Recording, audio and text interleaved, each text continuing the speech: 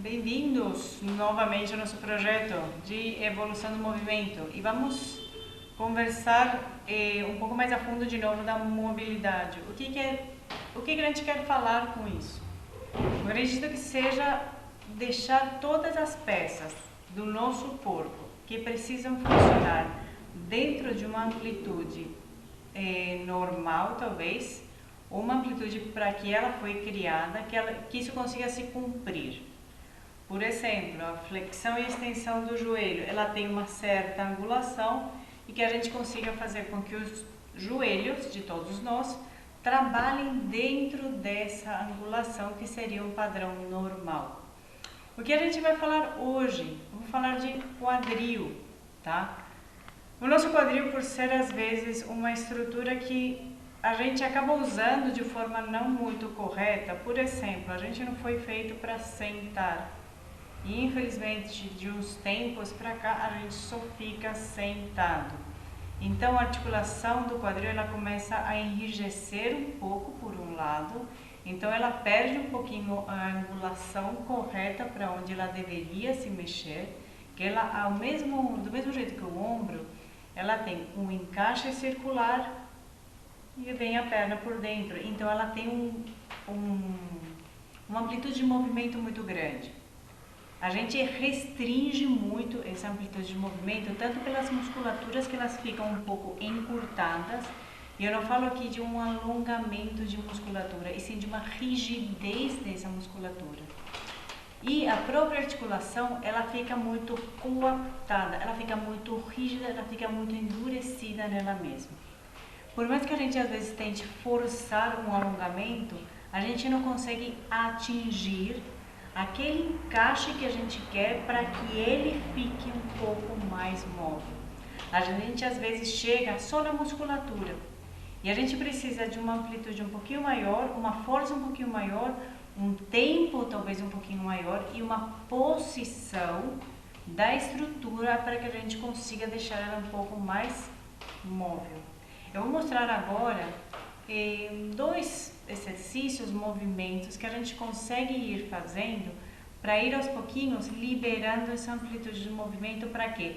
Para que a gente consiga agachar melhor, para que a gente consiga ter um quadril mais solto para trabalhar avanços e afundos de forma mais livre, para que os corredores consigam ter uma passada muito mais ampla, muito mais livre, para que assim se trabalhe melhor a potência.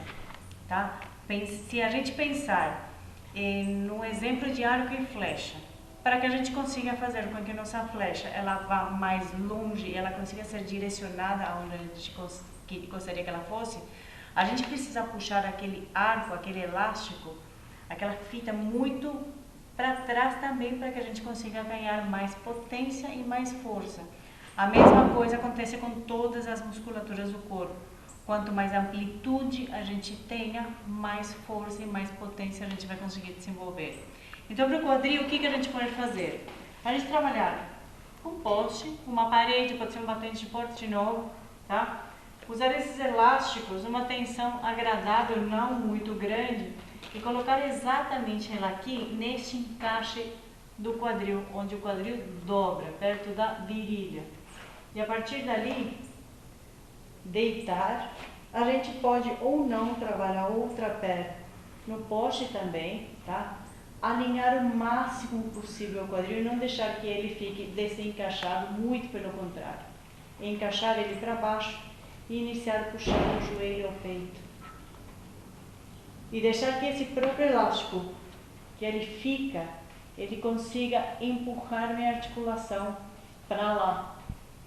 Consiga fazer com que minha perna ela consiga se encaixar certo e ganhe um pouquinho de espaço, tá? Nessa musculatura e aqui ficar por tempo e deixando ela abrir. Se estiver muito simples, aí um pouco mais para trás, puxa um pouco mais, deixa alinhar, tenta alinhar a perna de baixo, não deixar ela totalmente aberta e vai. Uma vez que cede um pouquinho mais a perna, tanto faz ir puxando ela em várias posições diferentes. que é o que a gente faria no movimento, no exercício. Um agachamento a gente vai trabalhar mais aberto, um afundo, um avanço a gente vai trabalhar mais fechado, numa corrida também, numa bicicleta também. Pensem que esse é o mesmo padrão de movimento, longa.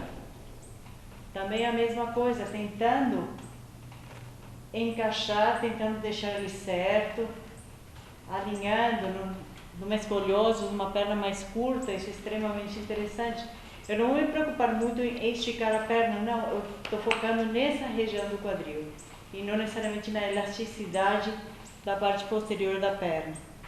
Esse é um dos movimentos que a gente pode fazer. E para complementar, finalizar ele usando o poste como um parâmetro de centro e apoiar o isquio bem grudado nele. E aí sim eu consigo ter um alinhamento melhor do quadril.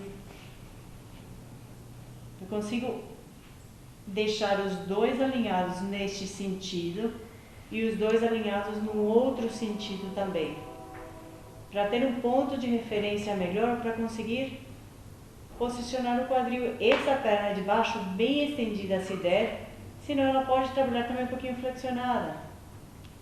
E a partir dali puxar, mas sem retirar o quadril daqui, muito pelo contrário, fazendo força com ele contra o poste, para trabalhar esse alinhamento e a partir dali ganhar um pouquinho de consciência de qual que é a posição certa do quadril e ir gastando tempo, porque esse tipo de movimentos, esse tipo de consciências, elas vêm aos poucos, elas são construídas, elas não acontecem de um dia para o outro.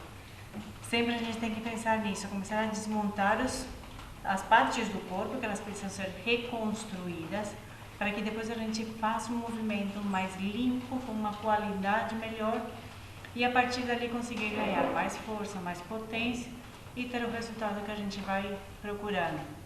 Um abraço a todos e boa semana!